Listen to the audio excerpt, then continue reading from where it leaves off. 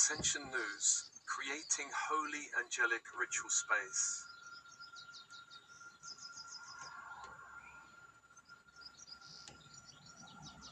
A large part of my work with starseeds has been in assisting them in creating holy angelic ritual space. And there has been a shift in my work recently that I need to tell you about that's relevant to this subject. But before I get into that, please note that sacred space is somewhere where we separate from the daily activities of our everyday life in order to connect with the light and infinite intelligence within, and also with the light and infinite intelligence in others and in the universe around us.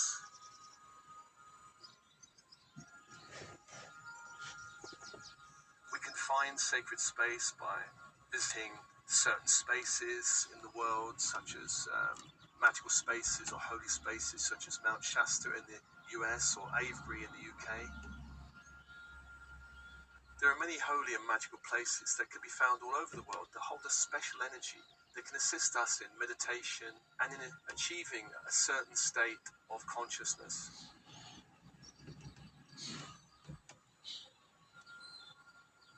Yet we do not have to travel very far. We do not have to go long distances to find sacred space. We can create sacred space in our homes or in some local spot in nature.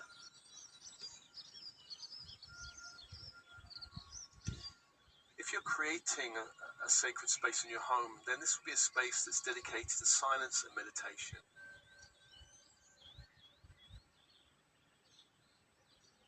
You can fill this space with spiritual objects or symbols or art or plants or anything that uplifts and soothes your spirit.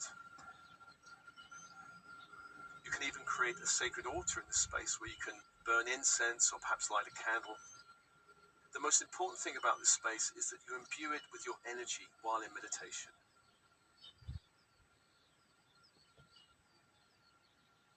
In this space you can call angelic light into the walls, floors, ceiling, doors, windows, all objects and furnishings. In this way you invite a higher light into the space to protect it from outside lower energies. In my meditations and transmissions, I include calling angelic light into the space around you to protect the space. These meditations and transmissions are intended to create a sacred space not only in your home, but also in your energy field, so that you can take this higher frequency wherever you go.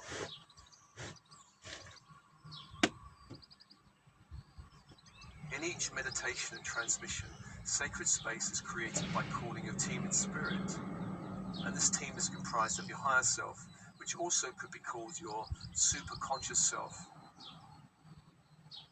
This is the part of you that knows the reasons and purposes behind this incarnation. This is the part of you that's aware of the lessons and challenges you've chosen to face, and also the gifts you've chosen to awaken. This is the part of you that's aware of your soul mission in this lifetime.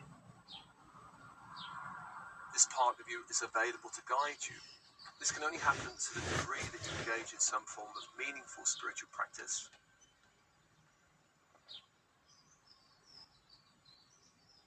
Another part of your team is your monadic self, which is your oversoul.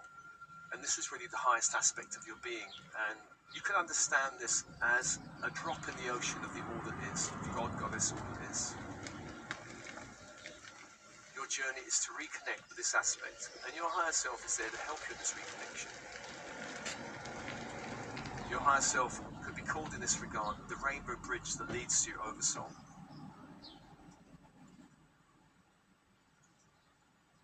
Other parts of your team are helpers and guides, angels and archangels, star beings and star councils that you have a connection with. Also, there are specialist teams in spirit that work with you, such as ascension teams and healing teams. There are many teams in spirit that can work with you depending on your soul mission.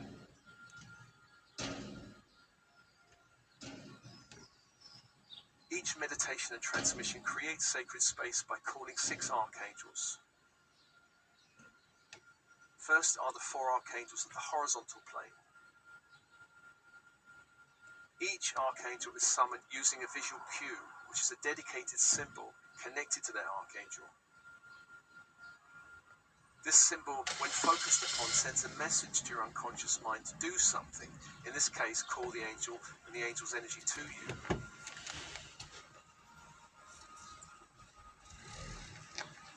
So let's come back to the archangels. The first one we call is Raphael, Archangel of the East, the place of the rising sun. And this is the archangel of air, of the mind. This archangel is the archetypal healer magician.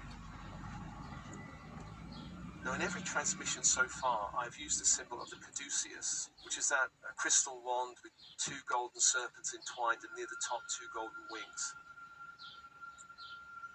But from now on, I'll be using a new symbol. This is important to note.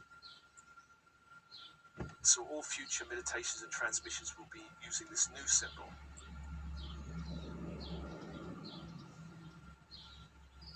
And the new symbol I received a few days ago in meditation. This new symbol is still the crystal wand. Now there are 2 golden vines entwined around the crystal wand. At the top of the crystal wand, the vines hold a pine-cone-shaped moldavite crystal, perhaps 3 or 4 inches tall. And the energy of this archangel is emerald green fire.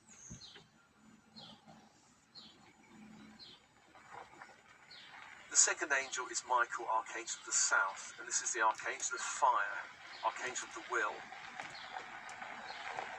This is the archetypal warrior protector, and the symbol of this angel is the flaming sword of blue light. The energy of this angel is electric blue fire.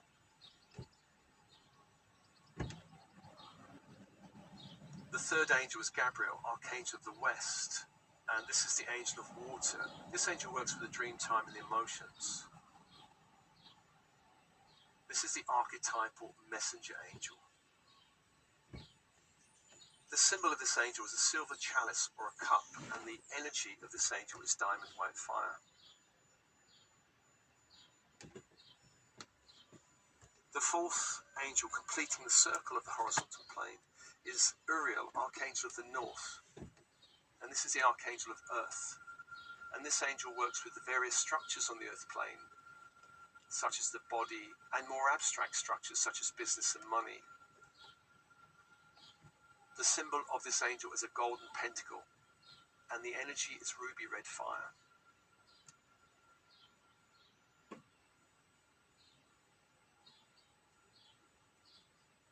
The next 2 archangels hold the vertical force plane, Metatron and Sandaphon. Metatron is the archangel of the great central sun, and as such is the highest frequency angel we currently work with. Yes, there are higher frequency angels, but we're not really ready to work with those, as they may blow some of our human energetic circuits at this present stage in our ascension process. The symbol for this angel is a golden infinity sign.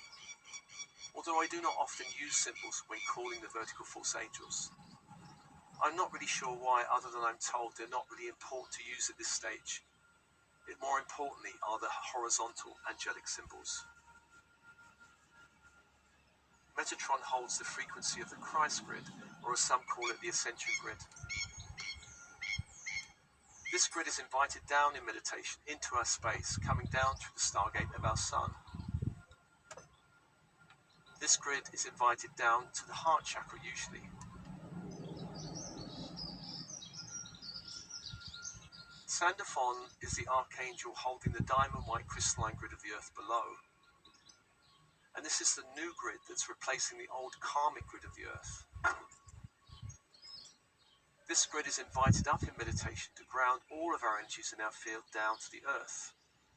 And this grid is then usually invited up into the heart in meditation.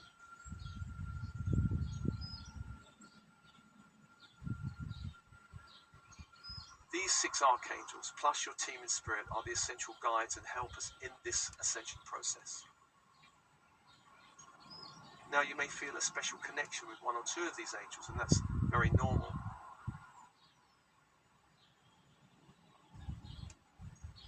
So just to give you something extra to think about, if this is the case, imagine in meditation calling those angels to yourself, and then asking permission to merge with the one angel you feel an especially strong connection with.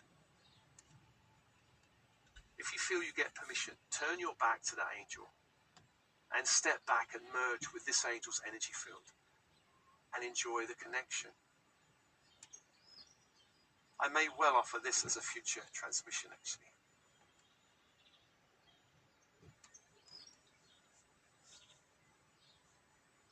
These angels and your team in spirit are there to keep your energy and the inner channel at a high frequency and thus clear from all lower interference.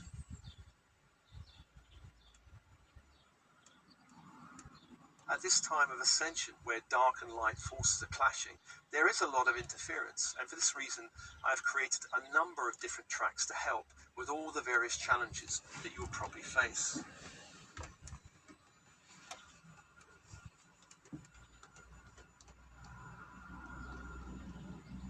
My work and mission is to assist starseeds in these intense and volatile times. Please do use your intuition when choosing any of the tracks on this channel. I've created a number of playlists on the YouTube channel which I hope will help guide you.